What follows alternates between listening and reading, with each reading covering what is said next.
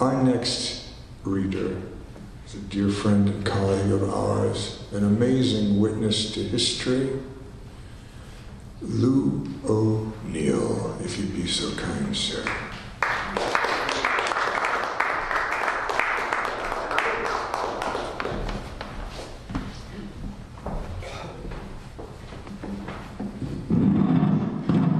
Thank you, Hayden. I had a poem very similar to Hayden's, except the wheel fell off, so I can't deliver it tonight.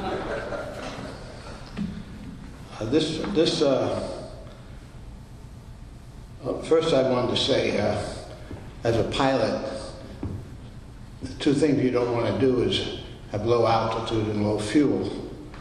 And as a person who reads poetry, I didn't want to follow Sheridan Thomas, a very dangerous thing to do. This poem tonight is, and I am glad you read that poem about my poetry sucks, because I have some hesitation here of being redundant, but I'm motivated by my son, who wears Black Lives Matter shirts. He lives in Brooklyn, travels around the country, and he has worn a Black Lives Matter shirt since President Trump has been president. And he's going to continue to wear one every day. He's given out over 100 of them. I finally asked for one, put it on, and it's big, and I felt the anxiety, and I did not wear it. And I am in such admiration of my son and his commitment to create conversations, and he has given out over 100 shirts. He's really committed to that. This poem is one of my commitments that I haven't even kept. It's called 9/11 Tonight and Every Night.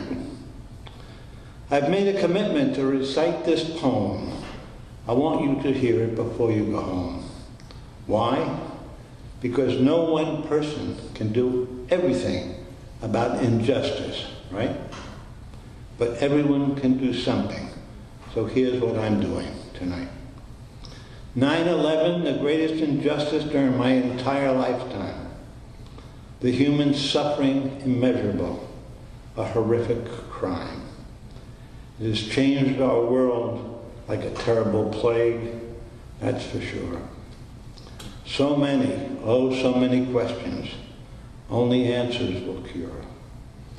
So many lies and cover-ups about this horrible event. We invaded Iraq, still fighting there. There's hardly any dissent. Look what followed. Do you need a list? It's sad. Only a few of us bitch. The criminal elite have taken our freedom and gotten very rich. Now here's a part that tears me apart. Right from the start, they weren't even very smart.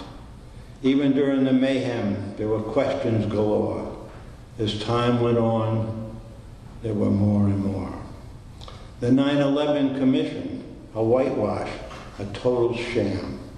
Little talk of another commission, like no one seems to give a damn. Yet the evidence abounds.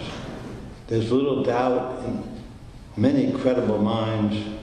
The evidence is there, an inside job. Are we afraid, or are we just blind? I'll end right here, but before I go, yes, I'd like to ask a few questions I hope you also would like to know. Just the tip of the iceberg. We've been buried in snow. 1, report of cell phone calls that scientifically have been verified could not have been made at those altitudes and airspeeds. 2, in the history of construction, only 3 steel buildings ever collapsed from fire. Yes, all 9/11. Odd or demolitions? 3, an airliner crashes into the only unpopulated part of the Pentagon. Barely any aircraft parts are found, along with 2 huge 2-ton engines. They wouldn't be hard to spot. And 4, a large airliner crashes into a field in Pennsylvania, creating a large crater. yet there are no signs of any bodies or aircraft parts. There are many, yes, many more. Life is definitely a series of priorities. So as an American, how can you not look into the most horrific event of your lifetime? It has torn your country apart, my country apart, and if I am right, and I am convinced I am right, the horror is exponential, because it was covered up by our own leaders, and they are still free and not held accountable. That is,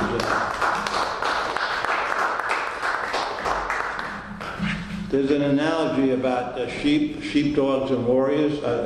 Sheepdogs and wolves. I spent 20 years in the Marine Corps. Happy birthday to fellow Marines today. It's the Marine Corps birthday. And I don't know what this 9/11, it sticks in my craw. And I hate to be redundant, but I want to make that shorter. I want to memorize things like my good friend Terry did. And be able to do it every time I read. I just don't want this thing to die. It's 16 years. It's incredible. But enough about that. On the lighter side, there was a poetry contest down in Washington, D.C. many years ago.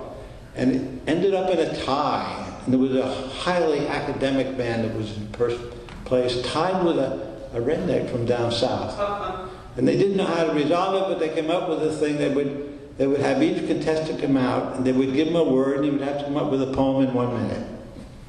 So they separated him the first time the academic came out. They gave him the word Timbuktu. He sat there in about 30, 40 seconds, and he come up to the mic, and he came up with this. Slowly across the desert sand trekked a dusty caravan. Men on camels, 2 by 2. Destination, Timbuktu. Oh, the audience went crazy. They really liked that. Then they brought out the redneck from down south, and they gave him the word Timbuktu. He sat there, looked a little bewildered. Then he got up after about 30 seconds and said, Tim and I a-hunting went. Met 3 whores in a pop-up tent. They was 3, we but 2. So I bucked 1 and Tim bucked 2.